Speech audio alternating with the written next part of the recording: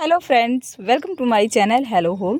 आज है मंडे 6 तारीख, महीना है अप्रैल का और मैं हूँ माया और स्वागत करती हूँ आपका अपने ही गार्डन हेलो होम में, जहाँ पर आप बहुत सारी ढेर सारी गार्डनिंग वीडियोस देखते हैं, इसका नॉलेज लेते हैं या फिर चाहे तो इन्जॉय ही करते हैं। अगर आप एक नेचर लवर हैं, प्लांट लवर हैं, फ्लावर्स लवर हैं तो फ्रेंड्स देखिए, आज का जो वीडियो है इसका टॉपिक है कि अप्रैल मंथ आ चुका है और अप्रैल मंथ में हमें गार्डन में किस तरह के काम करने चाहिए। तो सबसे पहला जो मैं काम आपको दिखाऊं, तो अब जो है अप्रैल मंथ में धूप बहुत ज़्यादा तेज़ होगी। अभी तो कुछ दिनों से मौसम ऐसा चल रहा है, कभी बारिश होती है, बादल छाए रहते हैं। जैसा कि अभी भी आप देखेंगे आसमान में काफ़ी सारे बादल हैं और व्यू बहुत सुंदर है, बहुत ही सुंदर सा लुक आता है, बहुत सुंदर लगता है इसे निहारने में, देखने में। बट इससे काम नहीं चलने वाला। थोड़े ही समय में जब ये गायब हो जाएंगे, धूप कड़क आएगी और तब आपके प्लांट को ये हाश करेगी। तो इससे पहले कि आपके प्लांट खराब हो धूप से, गर्मी से, उससे पहले आपने ग्रीन नेट लगा लेना है, सबसे पहला काम। क्योंकि जब धूप तेज आती है और गार्डन में प्लांट के साथ हम चाहे कितने भी केयर टिप्स अपना लें, अगर आपने ग्रीन नेट नहीं लगाया तो वो सारे केयर टिप्स फेल हो जाते हैं। तो यहाँ पर सबसे पहला काम, अब आपने करीब 3 महीने के लिए अप्रैल, मई, जून और जुलाई भी चल रहता है, अगस्त में आप इसे हटा सकते हैं। बाकी आप अपने हिसाब से आपके एरिया में किस तरह से धूप कब कितना तेज़ रहता है, टेम्परेचर कैसा रहता है, उसके अकॉर्डिंग सेट करें। बट ये अब 3-4 महीने के लिए तो समझ जाइए कि इसको आपने लगा लेना है। तो सबसे पहला काम आपने ग्रीन नेट को लगाना है। देखिए, मैंने इस तरह से एक साइड से वॉल की तरह लगाया है। आपने पिछले साल देखा होगा, मैंने कुछ पैसा खर्च करके इस तरह से, वो जो आप रॉड देख रहे हैं ना, ये रॉड इधर भी, इधर भी, इधर भी, और पूरा मैंने ऊपर की तरफ से एक जाला टाइप सा बना दिया था। और ये जो ग्रीन नेट है ये पूरा ऊपर से मैंने कवर कर दिया था। जब मैंने ऊपर से कवर किया था उस समय बंदर उस पर बहुत ज़्यादा आकर के उस पर झूला ही झूलने लग जाते थे। जैसे आप ये वाला देख रहे हैं ना, इस साइड का भी बाकी है। तो इस तरह से ये तो दीवार के सहारे है, इधर जो पूरे में थे वो उस पर झूला झूलने लग जाते थे और उसको उन्होंने तोड़ दिया। तो वो मैंने हटा दिया है। लेकिन उसके बाद भी मैंने अपने हिसाब से यहाँ पर वॉल की तरह से लगाया है। और वॉल की तरह से लगाने से अब क्या होता है कि जिन प्लांट को मुझे धूप से बचाना है वो मैंने इस एरिया में रख दिया है। तो सबसे पहला हमारा गुलाब आता है, तो गुलाब मैंने इस एरिया में रखा है ताकि ये यहाँ पर सेव रहे। मैंने कलांचो के प्लांट भी इधर रखे हुए हैं। तो इस तरीके से आपने प्लांट को सेव करना है ग्रीन नेट लगाकर। दूसरा काम आपने ये करना है कि अब आपके कुछ ऐसे सीजनल प्लांट्स, जैसे कि आप देख रहे हैं, देखिए पिटूनिया वगैरह है हमारे पास, इस तरह से देखिए वर्मीना है। यहाँ पर आप देखेंगे कैलेंडुला के फ्लावर प्लांट को, जो कि अब बिल्कुल ही फ्लावरिंग नहीं कर रहे हैं। तो इस तरह के प्लांट को अब आपने हटा देना है, जैसे कि पूरा जड़ से निकाल कर आपने इसे हटा देना है। तीसरा काम जो आपने करना है वो है, इस तरह से आपके पास पिछले साल के कुछ परमानेंट प्लांट्स हैं या फिर और भी ऐसे कोई प्लांट हैं जिसकी अभी तक आपने रिपोर्टिंग नहीं की है।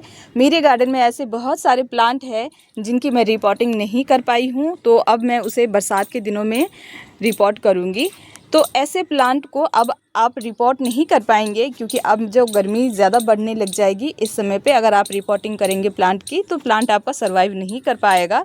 ये मेरा अपना एक्सपीरियंस है, उसी एक्सपीरियंस से मैं बता रही हूँ कि अब अगर आपने कोई प्लांट की रिपोर्टिंग नहीं की है तो अभी मत करें।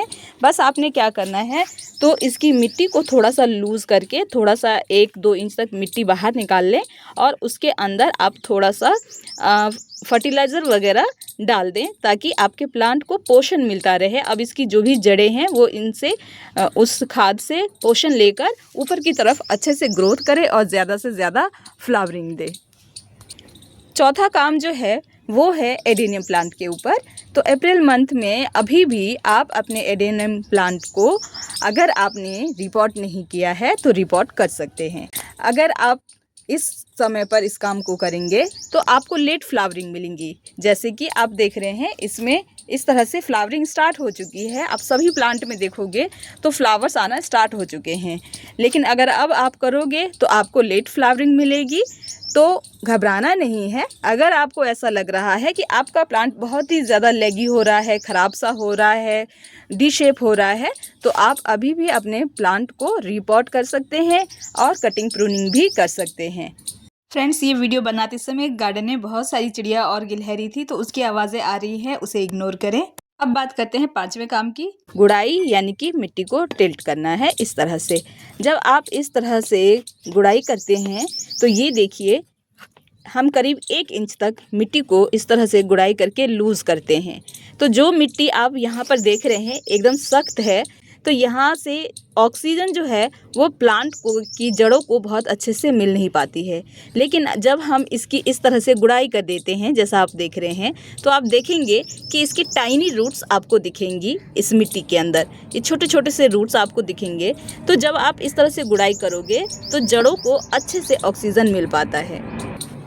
तो गुड़ाई जो है आपको नियमित तौर पे अपने प्लांट में ज़रूर करना चाहिए। हर 15 दिन पे आप कर लीजिए, और अगर आप 15 दिन में नहीं कर पा रहे हैं तो 1 महीने में कर लीजिए, लेकिन करें ज़रूर। गुड़ाई से आपके प्लांट को बहुत ही ज़्यादा बेनिफिट मिलता है और बहुत अच्छी ग्रोथ करता है प्लांट। ये बहुत अच्छा फॉर्मूला है प्लांट को अच्छी ग्रोथ करवाने के लिए और प्लांट से ज़्यादा फ्लावर्स लेने के लिए। छठा काम है कि आप बहुत सारे ढेर सारे फ्लावर प्लांट को इस समय भी लगा सकते हैं। ऐसे 20 प्लांट मैंने बताए हैं जिसमें आप जान सकते हैं कि कौन से प्लांट हमें अप्रैल मंथ में लगाने चाहिए। तो वो आप देख लें और उस तरह के प्लांट को आप अपने गार्डन में ऐड कर सकते हैं इस वक्त। इसके साथ साथ आप वेजिटेबल प्लांट्स को भी इस वक्त ऐड कर सकते हैं। जैसे आप देख रहे हैं, मिर्ची एक ऐसा प्लांट है जिसे आप बहुत इजी तरीके से ग्रो कर सकते हैं और इससे बहुत ढेर सारी मिर्ची की हार्वेस्टिंग ले सकते हैं। ये प्लांट जो है पिछले साल का प्लांट है। पिछले साल भी मैंने इससे मिर्चें ली थी और देखिए इसे मैंने सेव करके रख दिया, तो इस साल भी ये दोबारा से मिर्च हमें दे रही है। तो इस तरह के प्लांट को ज़रूर लगाएं। आइए जानते हैं 7वां काम कौन सा है गार्डन में। तो देखिए, जब हम गार्डनिंग करते हैं तो फ्लावर्स प्लांट बहुत अच्छे लगते हैं, लेकिन इनकी केयर करना भी बहुत ज़रूरी होता है। केयर टिप्स में एक जो बहुत इम्पॉर्टेंट केयर आता है वो होता है कि प्लांट को कीड़े मकोड़ों से कैसे बचाया जाए। तो देखिए, आपको मैं दिखाऊं, यहाँ पर है इफोर्बिया मिली का प्लांट, और ऐसे ही आप देखोगे आपके हो सकता है गुड़हल के प्लांट पे मिली बग्स लगे हो, या फिर आपके गुलदाउदी के प्लांट्स पे मिली बग्स लगे हो। उन प्लांट्स पे मिली बग्स लग जाते हैं तो आपने अपने प्लांट को सेव करना है। अब जैसे कि ये वाला प्लांट जो है, आज तक मेरे पास जो इफोर्बिया मिली का प्लांट रहा, मैंने कभी भी इसमें कीड़े लगते हुए नहीं देखे हैं। लेकिन इस साल अभी मैं देख रही हूँ कि इस पे बहुत ढेर सारे कीड़े हैं। मैं आपको यहाँ पर शायद दिखा पाऊँ अच्छे से। ये देखिए, अगर मैंने यहाँ पर आपको जूम करके दिखाया है एकदम क्लियर, और देखिए कितने ढेर सारे जो है यहाँ पर कीड़े लगे हुए हैं। और ये कीड़े अगर इसको ख़त्म नहीं किया जाएगा, अगर हम इस पे पेस्टिसाइड नहीं डालेंगे, तो ये हमारे पूरे प्लांट को ख़राब कर सकता है। ये देखिए, फ्लावर्स पे भी ये घूम रहे हैं, तो इस तरह से प्लांट को हानि पहुंच सकता है। तो आपने नियमित तौर पे अपने प्लांट में किसी भी तरह का कोई अच्छा सा फंगिसाइड ले करके स्प्रे ज़रूर करना है इस तरह से।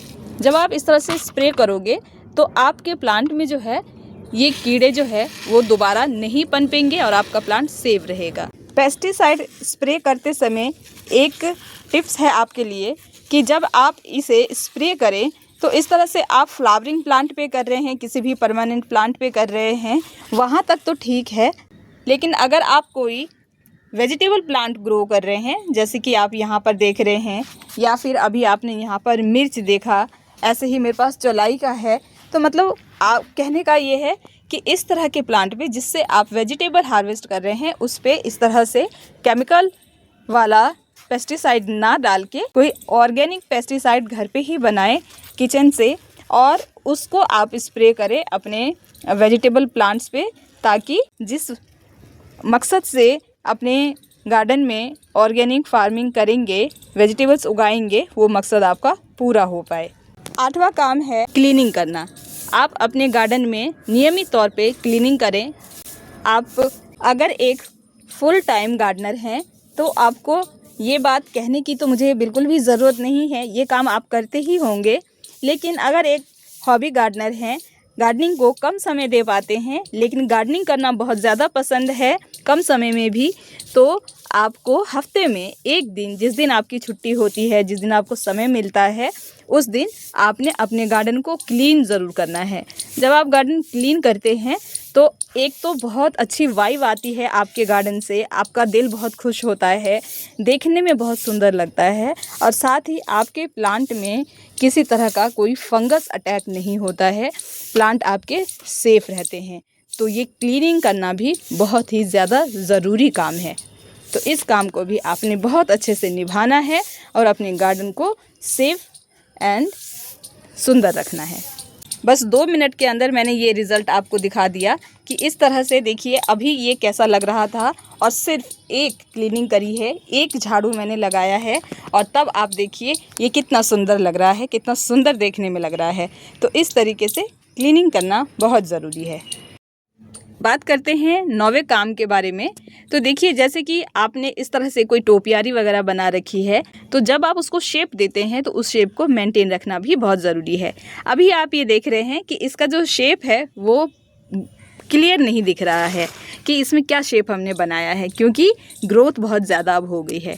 तो आपने टाइम टू टाइम इसकी जो प्रूनिंग है वो हर समय करते रहना है। इसमें मौसम को नहीं देखना होता, इसमें जब भी आप देखें कि एक्स्ट्रा ग्रोथ हो रही है उस समय आपने इसकी प्रूनिंग करनी है। तो देखिए इस तरह से आपने प्रून करते रहना है अपने प्लांट को, जिससे आपका प्लांट जो है वो शेप में बना रहे।